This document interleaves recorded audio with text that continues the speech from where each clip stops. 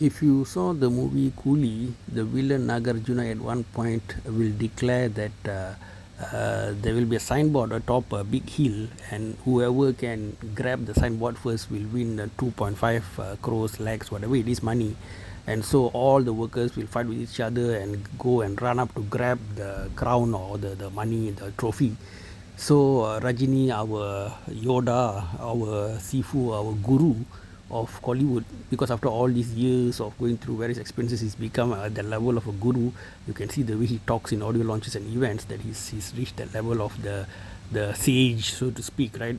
Of course, all his spiritual work over the years going to Himalayas all has contributed to that wisdom.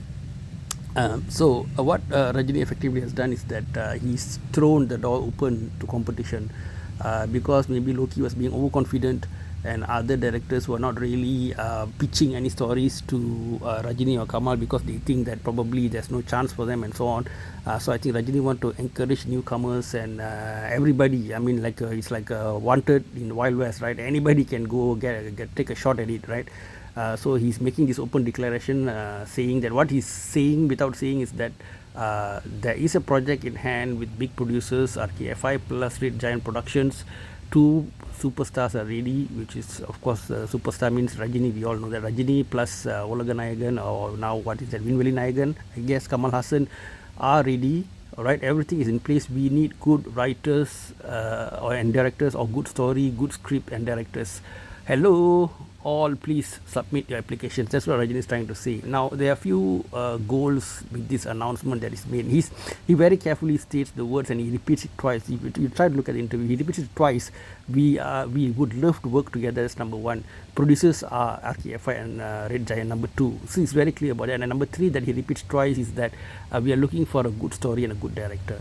Okay, it's like a slap in the face to Lokesh Kanagaraj. In other words, don't be too cocky, don't be too overconfident, right? That's number one. And number two, let's see what are all the talents out there. So anyway, now what option does Rajini and Kamal Haasan have? Now let's look into that, the directors, right? So number one, let's categorize them broadly. 90s directors, so directors who gave great hits in Hollywood in the 90s, pan India, even before pan India. People like director Shankar, who did Indiran with Rajini and Indian with Kamal. They were kind of pan India hits actually, right? If you look back, where Hollywood is at its peak at the time. We have Gautam Vasudeva Menon, director. Okay, he's 2000s, I guess. Gautam Vasudeva Mani Ratnam from the 80s and 90s. Okay, unfortunately he went down the drain with Thug Life and with Kamal. So will Rajini agree for Mani Ratnam? The Rajini Mani should have joined together actually before Coolie, but apparently Suhasini and Kamal worked to convince Mani to do whatever happened Thug Life. And then we got still many 90s directors who are still Suresh Krishna, P. Vasu, K.S. Ravikumar. All these people give mega hits, except for P. Vasu with both Rajini and Kamal.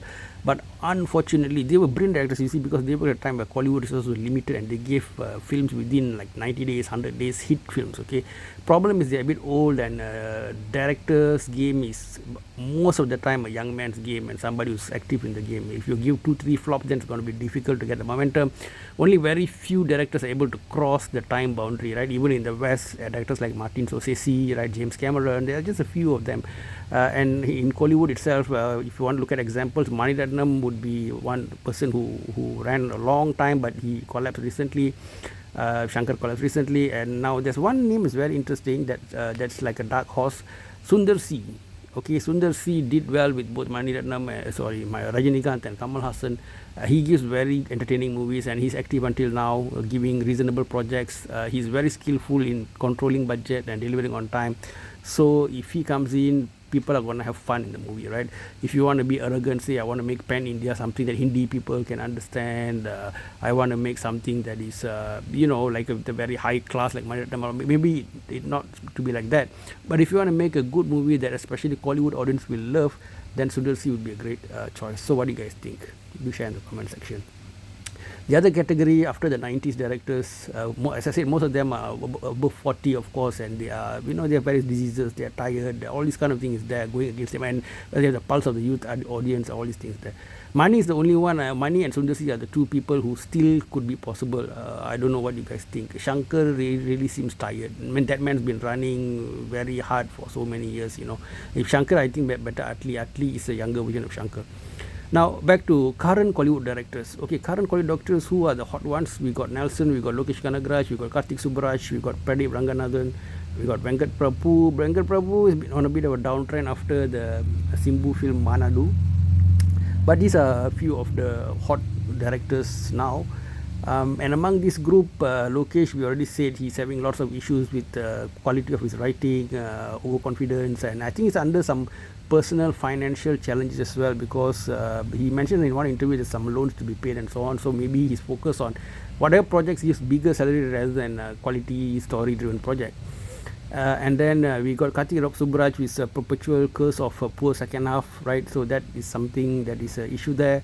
And Nelson, okay, Nelson is also might be a good choice if especially Jailer 2 does very well.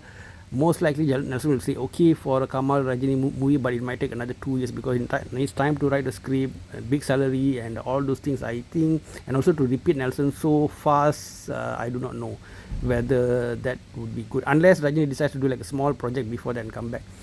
So otherwise we've got another category, Telugu directors. Telugu directors are doing very well. We've got S.S. Rajamouli, we've got writer Suguma who gave us Pushpa, Blockbuster. So a lot of Nag Ashwin who gave Kalki.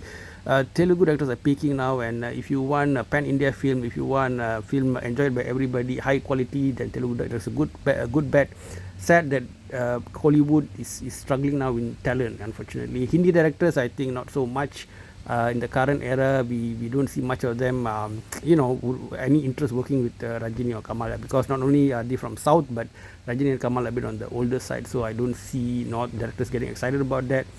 So who else? Now another interesting idea is why not Kamal himself to direct, right? Kamal Haasan himself is a good director, and if Kamal promises Rajini that he will monitor Lokesh Kanagaraj, right, so that they can deliver something along the lines of Vikram or something like that, closely monitoring the script and everything, whether Rajini will agree.